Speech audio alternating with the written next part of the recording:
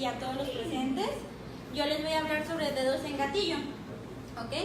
La que sigue, por favor. Les voy a hablar un poco de anatomía. Bueno, como ya saben, los tendones son tejidos que unen, que conectan los músculos a los huesos. Cuando se flexiona, bueno, en este caso, en esta patología, cuando se flexiona o extiende el dedo, el tendón flexor se desliza a través de un túnel ajustado llamada vaina del tendón. Bueno, estos son los dos tendones. El tendón flexor superficial y este es el profundo. ¿Ok? También se divide en poleas anulares. ¿Por qué anulares? Que son estas 5, porque son como un anillo que van anulando todo el tendón. O poleas cruciformes, que es 0, 1, 2 y 3, porque van cruzadas. ¿Ok? La que sigue, por favor. Bueno, era lo que les decía. Esta es la vaina del tendón, no, el retináculo extensor, y la vaina del tendón, que son estas azulitas de cada dedo. Ok. Los tendones forman un nódulo de inflamación de su revestimiento, que sería en este caso, hacen un nódulo que no permite que se deslice a través del túnel que les enseñé. ¿Sigue? Ok, su fisiopatología. Se origina por un conflicto de contenido y continente entre los tendones flexores digitales y la polea A1 a nivel de la cabeza de los metacarpianos. Aquí están por colorcitos los que les explicaba en la primera imagen, por si no los alcanzaban a distinguir. Aquí están. Esta es la polea A1, que esta es la que se atrapa donde se hace el nódulo. ¿La que sigue? Ok. ¿Qué causas? Bueno, sus causas primordiales se predominan más comúnmente en mujeres que en hombres. Su edad es de 40 a 60 años. Bueno, es un poco desconocida su causa. Hay factores que implican mayor riesgo de desarrollo de dedo. Puede ocurrir después de sus actividades diarias, como una mujer que esté planchando, que esté en la computadora. ¿La que sigue? También, bueno, como ya les decía, en su actividad laboral, y donde más predomina es en el pulgar, dedo medio y anular. Y obviamente la mano dominante. La que sigue. Ok, su etiología: congénito, traumatismo, repetitivo y actividad manual repetitiva, inflexión digital. ¿La que sigue? Ok. Sus síntomas: van a sentir inflamación, dolor cuando flexiona o extiende el dedo, sensación de paralización, se les va a paralizar el dedo. Al principio no les molesta tanto. Y la que sigue, van a sentir un pequeño bultito, el que les enseñaba que se dañaba en la polea A1. Se intensifican en las mañanas, distesias y parestesias digitales. Como en las distesias, que sienten como, es un tipo hormigueo, ustedes ya lo saben, eso van a sentir como esa sensación. La rigidez y la inmovilización pueden empeorar después de no tener actividad en su mano. Bueno, esta patología es también más predominante en pacientes con artritis reumatoide, hipotiroidismo, diabetes mellitus, entre otras. Ok, esta patología se divide, bueno, se valora en 4 estadios. El estadio 1, que es el grado 1, se presenta dolor, historia de atrapamiento, pero no demostrable en el examen físico, palpación blanda de la polea A1. El estadio 2, dedo en gatillo pasivo, atrapamiento demostrable, extensión activa del dedo posible. Grado 3, dedo en gatillo activo, atrapamiento demostrable, extensión activa del dedo no posible, incapacidad de flexión completa cuando se produce el atrapamiento. Y el grado 4, contractura, atrapamiento demostrable, contractura fija en flexión de la IFC, interfalangia proximal, perdón. Ok, su diagnóstico normalmente, bueno, lo más recomendable es el examen físico y, bueno, la exploración física, como tanto se las he dado. Factor reumatoide, en exámenes de gabinete es uno de los diagnósticos y un interrogatorio de sus actividades diarias o sus síntomas.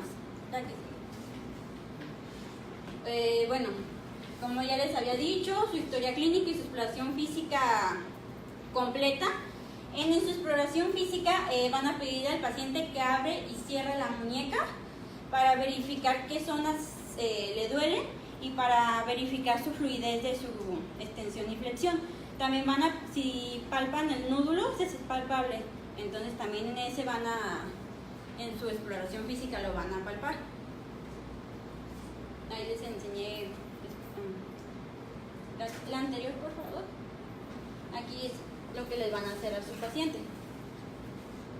¿La que sigue? Ok, bueno, esto ya se los había dicho. Si el bulto se palpa, como en esta imagen. ¿La que sigue?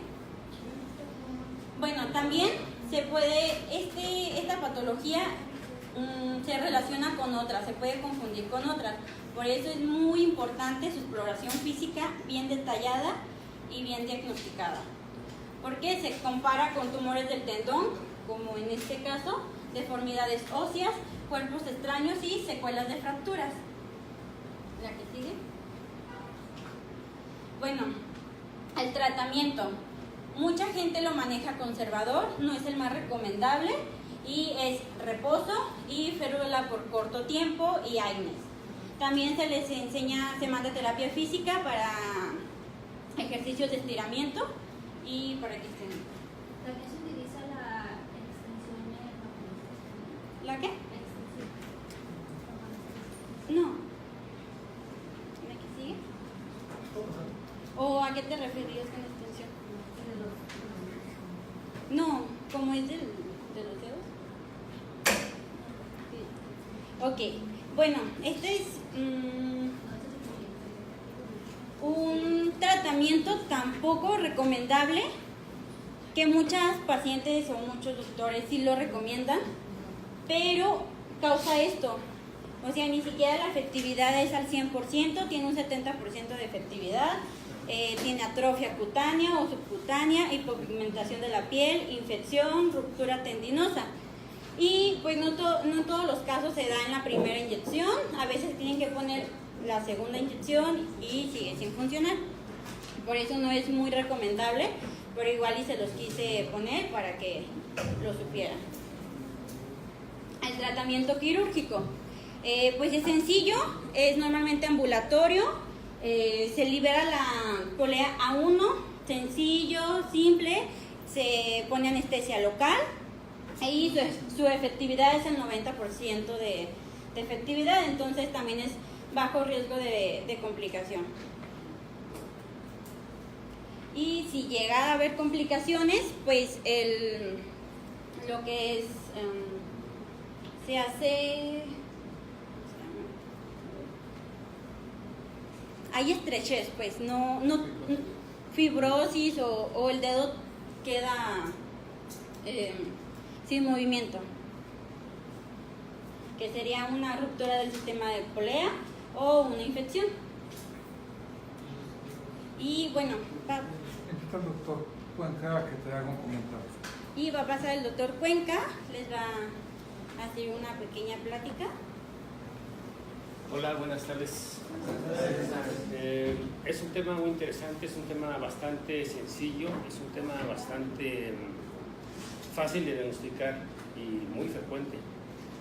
Aquí el gran problema que tenemos es que hay muchas entidades en la mano que se parecen a esta patología. Es una exploración meticulosa de la mano. Habitualmente el paciente les llega con la historia de atrapamiento del dedo. Flexiona la mano y un dedo se queda atrapado, ya no lo pueden extender. Ese es el signo típico del padecimiento. En el estadio 3A lo pueden extender con mucha fuerza y les duele. Y en el 3B ya no lo pueden extender, tienen que ayudarse con la otra mano. Y en el cuarto, el dedo prácticamente está doblado y ya no es posible extenderlo. Otro punto típico de la exploración es que ustedes pueden tocarse, háganlo por favor, en la cabeza. Este es el metacarpiano, la cabeza del metacarpiano, pero por la parte volar. Y la gente mayor me refiero después de los 50 años, las poleas se tocan y duelen mucho. Cuando ustedes las palpan, le duele a la gente, le duele al paciente. Esa es otra característica típica. Y pueden revisar una por una, y va a haber una que duele mucho, que es la que se atora, y va a haber otra que empieza a doler y empieza con un estadio 1, un estadio 2 de atrapamiento.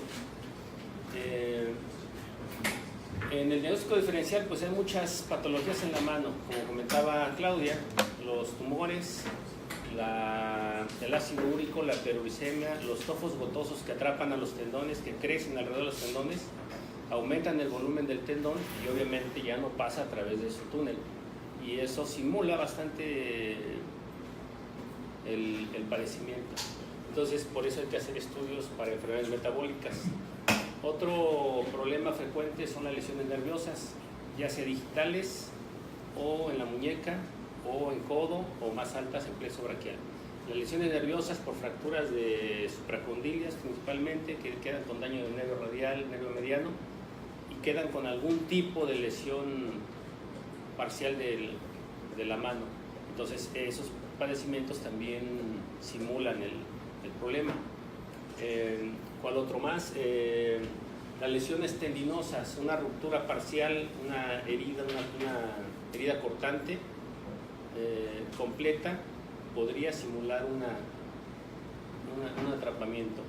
En cuanto al tratamiento, en el diagnóstico, métodos diagnósticos, el diagnóstico es netamente clínico. Auxiliares de diagnóstico, como comentábamos, solamente para descartar las enfermedades metabólicas. De imagen, nada nos podría funcionar. Yo creo que un ultrasonido podría ser útil.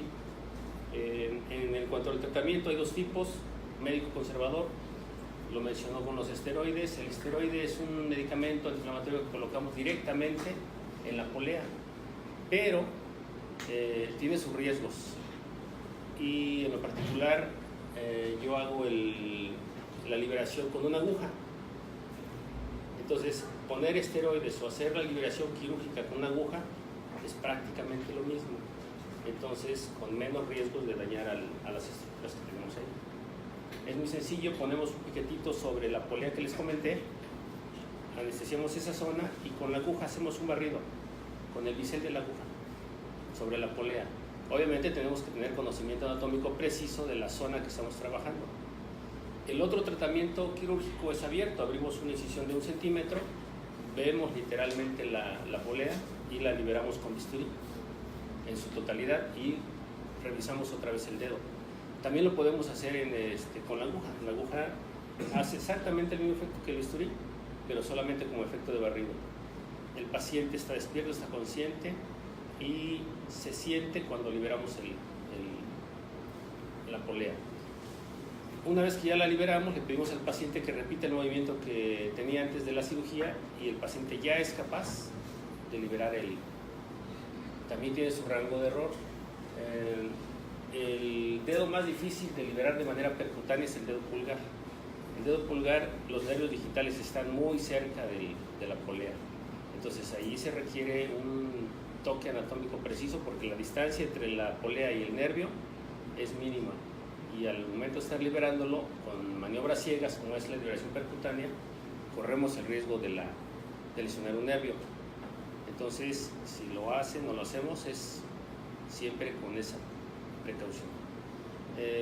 El tratamiento, como lo dijo Claudia, es ambulatorio. El paciente llega, se lo hacemos en 1 minuto, le ponemos un vendaje compresivo un ratito, un analgésico y eso fue todo. Al día siguiente se incorpora a sus actividades normales, porque solamente llevan un piquetito de una aguja. El tratamiento con esteroides no lo hago, no me gusta, y es exactamente lo mismo que la liberación de la polea 1 con técnica percutánea, y que es muy, muy sencillo. Sí he tenido problemas en algunas poleas en manos un poquito grandes, de personas con sobrepeso, que tengo un poquito más de problemas para liberar, y que queda algún tipo de banda de la polea, y y es una liberación insuficiente. Entonces allí se va el paciente y a la semana regresa, ¿sabes qué? Pues mejoró mucho, pero me sigue doliendo y parcialmente se me atora y es demostrable todavía.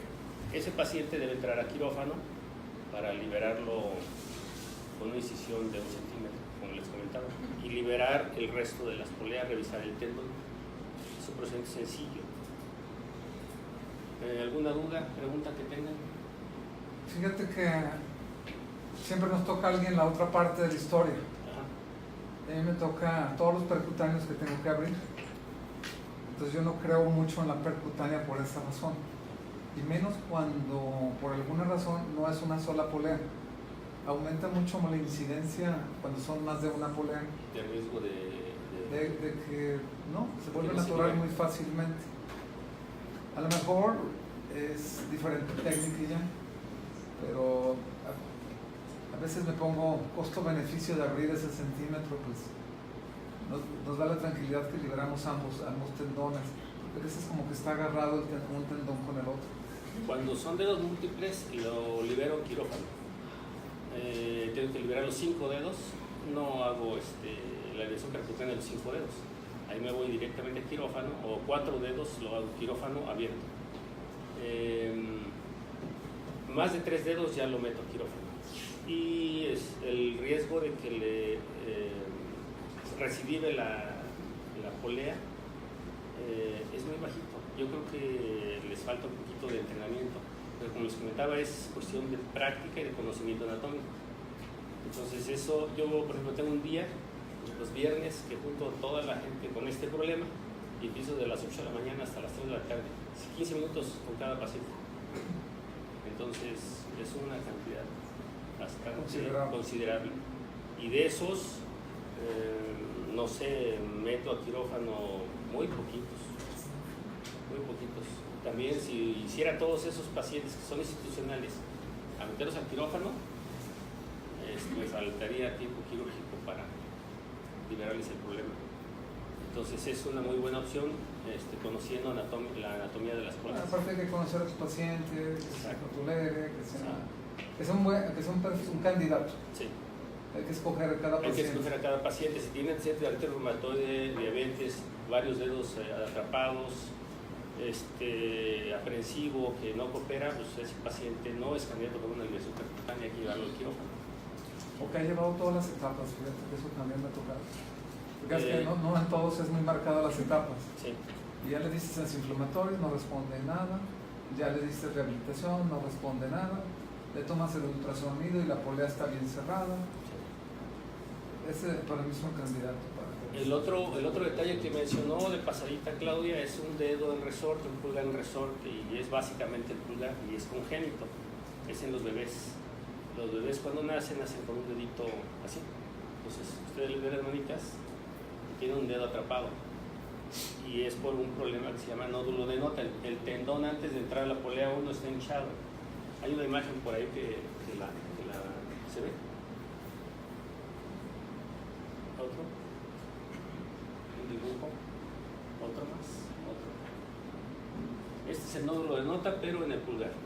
Y el bebé nace así. Habitualmente los papás lo llevan a los 6 meses, al año, porque notan que el bebé no puede aducir el pulgar. Y el dedo se empieza a flexionar. Y lo revisan y se le palpa otra vez. Volvemos a lo mismo. Palpar el nódulo, se toca. Y el procedimiento con los bebés es diferente. El bebé sí hay que meterlo a cirugía, no hay ninguna duda. Porque todo es todavía mucho más pequeño, con magnificación. Y siempre es el pulgar que les comentaba que técnicamente se requiere un poquito más de detalle técnico. Muy bien. ¿Algo más? Pues muchas gracias. Jóvenes, ¿alguna pregunta para el doctor Cuenca? Gracias.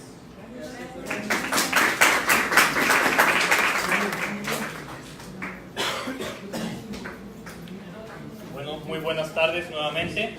Como ya les habíamos comentado desde la semana pasada, el tema que vamos a ver hoy, continuando con los temas de lesión de ligamento cruzado anterior, vamos a ver la lesión de ligamento cruzado anterior en el adolescente y más que nada el enfoque en la reconstrucción del ligamento cruzado anterior en el adolescente. La que sigue, Claudia. bueno, como un poco de epidemiología, ya hemos estado revisando algo sobre la lesión del ligamento cruzado anterior en el adulto, ahora vamos a ver en los adolescentes. Generalmente, anualmente, en Estados Unidos se hacen cerca de 350,000 reconstrucciones de ligamento cruzado anterior al año.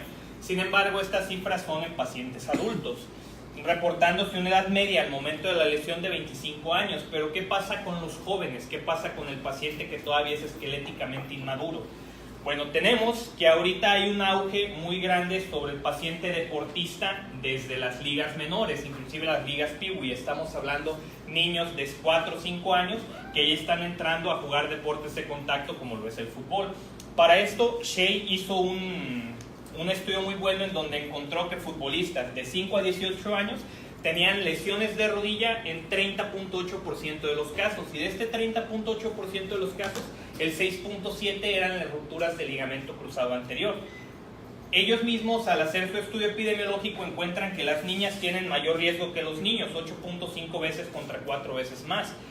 Lo que sí, hay una menor incidencia de lesiones meniscales en el paciente que es menor de edad. Por menor de edad estamos hablando a menos de 18 años, contra pacientes mayores de 18 años, de un 36 contra un 52% de lesiones meniscales asociadas.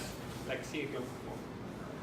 Ahora bien, hablando de la reconstrucción del ligamento cruzado anterior en el paciente esqueléticamente inmaduro, existe todavía una falta de consenso muy grande al respecto. Todavía no sabemos por qué. Porque la pregunta principal siempre es: ¿vamos a dañar la fisis? ¿Vamos a dañar ese cartílago de crecimiento al momento de que hagamos nuestros túneles para poder pasar nuestro injerto? El otro, ya a pesar de esto, se sigue haciendo esta pregunta a pesar de que está reportado que en las reconstrucciones transfisarias hay un bajo porcentaje de arresto fisario. ¿Todos saben lo que es arresto fisario? Ok, el arresto fisario es cuando tú, por algún método quirúrgico, por un traumatismo, lesionas la fisis, entonces la fisis se arresta o se detiene el crecimiento. Puede haber desde los dos tipos cuando tú haces una cirugía. Puedes ocasionar un arresto fisario porque lesionas la fisis, entonces esa fisis dañada deja de crecer, o también por los factores de crecimiento que se liberan por el mismo proceso inflamatorio, puedes acelerar el crecimiento de esa fisis. Cualquiera de las dos vertientes puede pasar. ¿Cuál le va a pasar a tu paciente? No tienes ninguna manera de saberlo. Y la otra gran cuestión que nos hacemos cuando tratamos una lesión de ligamento cruzado anterior en el paciente esqueléticamente inmaduro es: ¿hago una cirugía temprana después de que el paciente se ha lesionado o difiero el tratamiento quirúrgico hasta que el paciente alcanza la madurez esquelética valorada radiográficamente mediante ese cierre de la fisis? Esa es la pregunta principal. Para esto nos encontramos un muy buen artículo que lo hicieron en el 2009 en RI, que es ruptura del ligamento cruzado anterior en los niños, reconstrucción temprana con fisis abiertas o reconstrucción diferida hasta la madurez esquelética. Este es un estudio que hizo multicéntrico. Básicamente ellos hicieron su estudio, lo evaluaron de forma retrospectiva. Todos los pacientes que llegaban con fisis abierta y que decidían someterse a una reconstrucción temprana, los pacientes eran tratados en un hospital que era para niños. Aquellos pacientes que decidían someterse, o bueno, mejor dicho, que sus padres decidían esperar la cirugía hasta la madurez esquelética, eran referidos a otro centro en donde era la reconstrucción realizada por un artroscopista de adultos. Entonces hicieron estos dos grupos: los pacientes del grupo 1 con reconstrucción temprana, que fueron 29, y los pacientes que alcanzaron la madurez esquelética, que fueron 27. Los pacientes que esperaron hasta la madurez esquelética, pues fue las técnicas que ya hemos estado viendo. Todos fueron hechos con tendones de la pata de ganso y no hubo mayor porcentaje de complicación. Y el tendón que utilizaron en todos los casos fue un injerto de tendón cuadricipital con una pastilla de patela. Aquí, en lo que era el túnel femoral, lo hacían bajo visión fluoroscópica. A nivel de la epífisis colocaban un clavillo guía para salir en el sitio anatómico de forma interarticular y por ahí poder hacer el túnel respetando la fisis. Pero a nivel tibial sí hacían un túnel transfisario. Aquí se pasaba el injerto a través del túnel que se hacía femoral para tener el borde libre del tendón en la parte tibial, y lo que era la pastilla del plug de esta patela lo ponían a press fit contra el fémur. Todos los pacientes se inmovilizaron durante 2 semanas y posterior a ello iniciaron un protocolo de rehabilitación ya preestablecido en el hospital, donde iniciaban los ejercicios de cadena cerrada durante 3 semanas, después iban a cadenas abiertas y la descarga de peso dependiendo de la tolerancia. Ahora bien, los resultados que encontraron en este paciente cuando comparas, en este estudio, cuando comparas los 2 grupos de pacientes, básicamente lo que se encuentran diferencias estadísticamente significativas casi en todos los rangos, pero porque son estadísticas demográficas. Todos los pacientes encontraron que había una incidencia mayor, de hombres que de mujeres.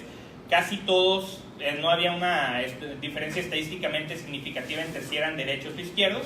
Lo de la edad eran similares. Los del grupo 1, que fueron reconstruidos de forma temprana, tenían una edad media de 11 años contra 13 años del grupo de los que esperaron hasta la madurez esquelética. En donde hay ya una significancia estadística bastante marcada es en la edad de la cirugía, porque pues unos lo hicieron de forma temprana y los otros esperaron hasta la madurez esquelética, en donde la edad media eran de 15.8 años. Y lo que fue el peso y la talla durante la cirugía, no hay una diferencia muy grande. Y en los niveles de actividad medidos con el International Knee Committee, pues ahí sí hay una diferencia estadísticamente significativa, ya que los del grupo 2 tenían una actividad del 92.6 intensa o moderada contra 86.4 del grupo 1. Y en lo que era el nivel de competencia, pues estaban bastante marcados. El 75.8 contra el 74% tenían un nivel de competencia alto, o lo hacían, mejor dicho, de manera regular. La que sigue, por favor. En lo que respecta a la incidencia de lesiones de menisco, aquellos pacientes en el grupo 2, que fue el grupo que se hizo la reconstrucción hasta esperar a la madurez esquelética, encontraron que había una mayor incidencia de lesiones del menisco medial. El menisco lateral no había una diferencia estadísticamente significativa, en los dos era similar, y pues obviamente el tiempo medio de la lesión a la cirugía fue mayor en el grupo 2, ya que ellos decidieron esperar hasta alcanzar la madurez esquelética. La que sigue, por favor. Ahora bien, cuando volvemos a ver las escalas funcionales, que es algo importante para estos pacientes, vemos que existen diferencias estadísticamente significativas donde les va mejor a los pacientes con el International Knee Documentation Committee, a los pacientes del grupo 1 que los reconstruyen de forma temprana, que aquellos pacientes que se espera hasta la madurez esquelética. En lo que son los puntajes, que este puntaje también va del 0 al 100, donde el 100 es la mejor puntuación que puedes obtener, los pacientes del grupo 1 alcanzaron una puntuación media de 94.6 contra 82.4 del grupo 2. Es importante ver el rango, que el rango estuvo bastante cerrado, de 72 a 100 puntos. O sea, hubo pacientes que alcanzaron la totalidad máxima de estos puntajes. Y la peor puntuación que se obtuvo fue 72. Si lo comparas contra el grupo 2, a pesar de que hubo pacientes que lograron obtener los 100 puntos, el peor puntaje obtenido fue de 23. O sea, estamos hablando de porcentajes subóptimos de recuperación. En lo que vemos en las escalas objetivas, de esto nos habla de la valoración durante la cirugía. Se vienen A, B, C y D. A es normal, B es cerca de lo normal, C es anormal y D es severamente anormal. Entonces logramos encontrar que casi la gran mayoría de los pacientes tenían, dentro de las lesiones del cartílago, casi todos eran normales o cerca de lo normales. Solamente un paciente del grupo 2 tenía una lesión severamente anormal. En lo que vemos del nivel de actividades deportivas, esto nos habla de la recuperación de cómo estaban antes a cómo están ahora. En el grupo 1, 4 pacientes tienen una actividad superior a la que tenían previa a la cirugía, comparado con 5 del grupo 2. Idéntico en 22 de los pacientes, que al fin y al cabo lo que esperas es esto, que por lo menos el paciente regrese a la misma actividad que tenía previamente. En ese sentido, los del grupo 1 les fue mejor, porque 22 lograron regresar a su mismo nivel de actividad contra solamente 12 que llegaron en del grupo 2. Y en el nivel de competencia, si recuerdan, eran 74 y 75%, pues en el grupo 1 casi el mismo porcentaje logra mantenerse en el mismo nivel de competencia, comparado con el grupo 2, que sí disminuyó el nivel de competencia a menos del 50%. Y en lo que nos habla de lo de la movilidad objetiva medida por artrometría con el CAT-1000, pues no hay una diferencia estadísticamente significativa entre los dos grupos. Si bien podemos observar que tenía una mayor traslación anterior. Los pacientes del grupo 1 también es necesario recordar que mientras más jóvenes somos, más laxos somos. Entonces esto podría ser explicado por esa razón. La que sigue, por favor. Entonces algo muy importante que encuentran estos muchachos que hacen este estudio es que mientras más dejaban pasar el tiempo para hacer la reconstrucción del ligamento cruzado anterior hasta alcanzar la madurez esquelética, se fue aumentando exponencialmente la incidencia de lesiones del menisco medial. Esto a lo que ellos lo atribuyen es que debido a que el paciente está con una inestabilidad objetiva y una pérdida de la propiocepción al caminar, ahora sí que la rodilla se le zafa y en ese momento es cuando puede llegar a lesionar el menisco medial. La que sigue, por favor. Dentro de las conclusiones que ellos logran alcanzar es uno de esos, que es poner el tratamiento hasta alcanzar la madurez esquelética puede aumentar la tasa de lesión meniscal por la razón que les acabo de mencionar. Asimismo, algo muy importante de este estudio es que todos los pacientes que le hicieron una reconstrucción transfisaria no aumentó la incidencia de arresto fisario cuando se realiza cuidadosamente. ¿Esto qué quiere decir? Que mientras tú logres hacer una técnica adecuada, que es lo que te mencionan la gran mayoría de estudios, no deberías de tener una lesión de la fisis. Mejor dicho, no debería de haber un arresto fisario o un aumento de la estimulación a la fisis. Si bien se han desarrollado nuevas técnicas que son todas completamente epifisarias en donde no interviene la fisis, pues también tienen un poquito más de curva de aprendizaje y estas técnicas siguen siendo bastante seguras. Si bien es un buen estudio, no está carente de limitaciones como todos los estudios que están publicados. Algunas de las que pudimos encontrar en este estudio, y que inclusive algunas de ellas las mencionan los mismos autores, es que es un estudio retrospectivo. Entonces, toda la información la sacamos de bases de datos. En realidad tenemos que confiar en que quien llenó esas bases de datos lo hizo de forma correcta y no que se omitieron datos o se inventaron algunos datos. El bajo tamaño de la muestra, si bien es un estudio pues con 56 pacientes, sigue siendo una muestra bastante pequeña, teniendo en cuenta el porcentaje de lesiones que se están dando. Yo en lo personal, en el hospital donde hice la residencia, en Magdalena de las Salinas, que se supone que es uno de los hospitales más grandes de América Latina, en los 4 años que estuve ahí, solamente me tocó ver 6 casos de lesiones del ligamento cruzado anterior en pacientes adolescentes. Entonces, pues sí puede ser una incidencia muy baja. De igual forma, otra limitante fueron las diferentes técnicas quirúrgicas, y esto se debe a que fue un estudio multicéntrico. Los pacientes que fueron operados antes de alcanzar la madurez esquelética, todos se hicieron con la técnica que les mostré, y los pacientes que los reconstruía el artroscopista de adultos utilizaba otra técnica diferente. Entonces también no podemos decir que no fue un sesgo el que las diferentes técnicas que fueron utilizadas. ¿Sí? Y ya, eso sería todo. No sé si alguien tenga alguna duda. ¿Los protegían con algo a los del grupo 2? Sí, a los del grupo 2 también por 2 semanas los mantenían inmovilizados con una férula en extensión, y posteriormente a ello empezaban un programa de rehabilitación ya establecido. Tu hija tiene una lesión del ligamento cruzado anterior en la adolescencia. ¿Le vas a poner el ligamento? Yo sí se lo pondría. ¿De cuántos milímetros la perforación? Porque yo nunca entiendo cuando dicen cuidadosamente. Las hacemos todas cuidadosamente, pero ¿qué diferencia te va a dar? ¿A qué se refieren con eso? Eso es algo que todavía también hay no hay un consenso al respecto, por el hecho de que como el paciente sigue creciendo, no está completamente estudiado si el injerto que le ponemos también sigue creciendo en conjunto con el paciente.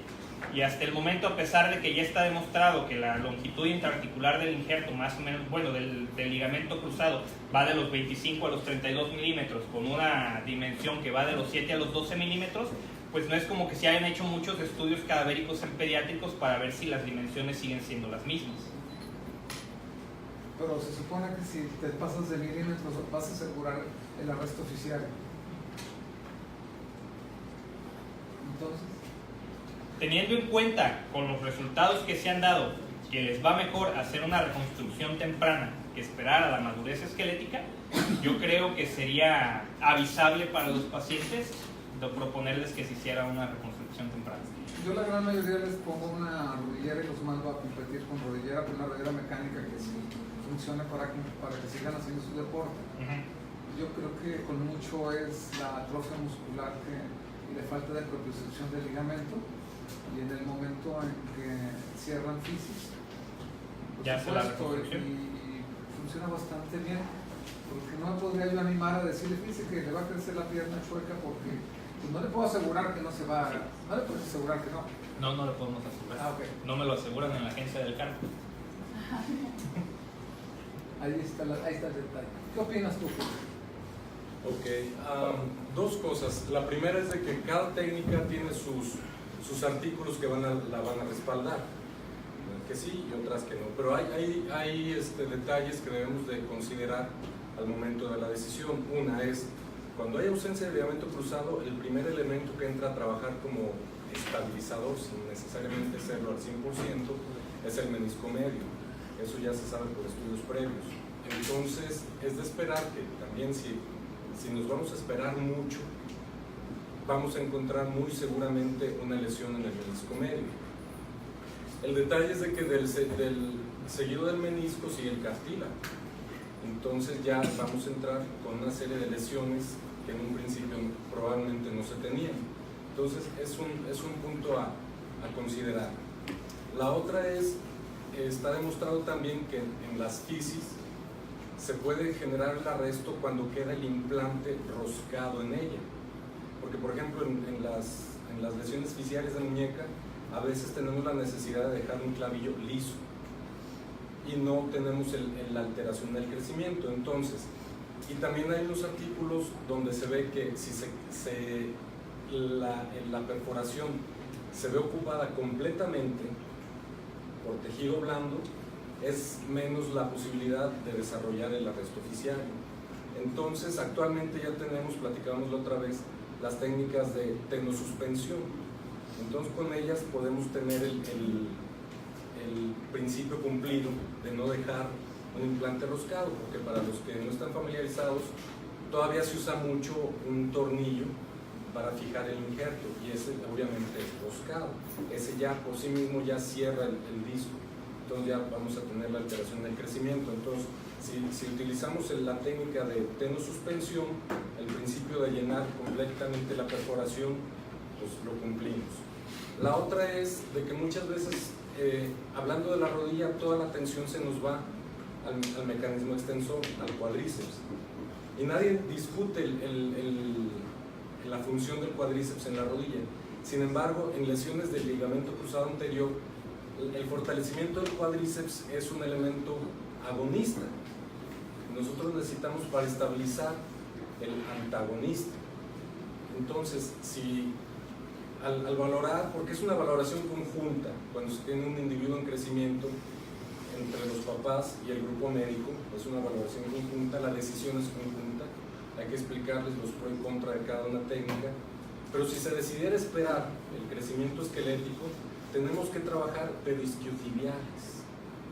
El cuádriceps no se discute, ese es un tema ya dado, pero los isquiotibiales los olvidamos porque estos van a ser los antagonistas, los que van a detener a la tibia de su traslación anterior, y eso casi nunca lo hacemos. Inclusive el paciente ya postquirúrgico le tenemos que trabajar isquiotibiales por este principio de antagonismo, y estabiliza la tibia y le resta en algún porcentaje esfuerzo mecánico al ligamento recién implantado. Y sería mi comentario. Entonces, de todos los criterios que hablas, aparte de las técnicas quirúrgicas, tomarían, bueno, la pregunta es abierta para todos, ¿qué tanto tomarían ustedes en cuenta el momento de maduración esquelética para poder tomar su última decisión? ¿Qué edad tiene el paciente? Si ya está próximo al cierre o si todavía le falta mucho. No, pero tenemos escalas para poder decidir.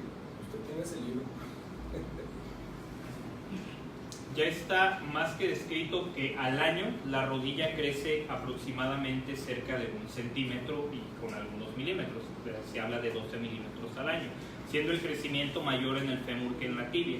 Generalmente son 9 milímetros que corresponden al fémur. Entonces, bajo ese sentido, hablar, por ejemplo, lo que hicieron los autores de este artículo, poder hacer el túnel del femoral, hacerlo completamente epifisario, sin involucrarnos nada con las fisis, y en el túnel tibial poderlo hacer transfisario, como dice el doctor Julio, va a depender de qué tanto le falta al paciente para alcanzar la madurez esquelética y qué tanto podemos compensar, a lo mejor si hubiera un arresto fisario, esa discrepancia de miembros pélvicos. Muy bien. Bueno, si ya no hay ninguna pregunta en el auditorio, alguna pregunta en redes sociales, pues les agradecemos otra vez que nos hayan sintonizado, que hayan acudido. Agradecemos la participación del doctor Cuenca y del doctor Julio y los esperamos la siguiente semana a la misma hora para volver con las clases.